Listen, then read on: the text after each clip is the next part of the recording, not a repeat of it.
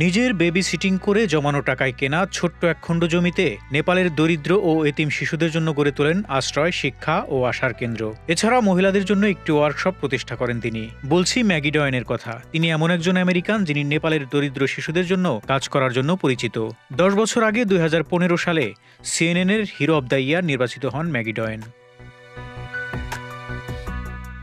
Maggi Doyen তার কাজের মাধ্যমে হাজার হাজার শিশুর জীবন পরিবর্তন করেছেন। ব্লিঙ্ক নাও নামে তার অলাভজনক সংস্থাটি কাজ করে শিশুদের শিক্ষা, নিরাপত্তা এবং সুস্থ জীবনযাপনের জন্য। আর 30 বছর বয়সী ম্যাগির ভাষায়, শিশুরা যেন ভালোভাবে বাঁচতে পারে, এজন্য এটি আসলে একটি সম্প্রদায়ের যৌথ স্বপ্ন।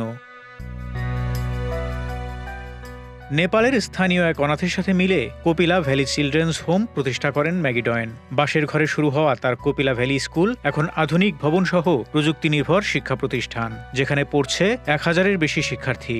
স্কুলের পাশাপাশি রয়েছে 4 তলা শিশুগ্রাম, মানব পাচার ও সহিংসতার শিকার মেয়েদের জন্য আলাদা আশ্রয় কেন্দ্র, নারী কৃষকদের জন্য প্রশিক্ষণ কর্মসূচি ও একটি পূর্ণাঙ্গ চিকিৎসা কেন্দ্র।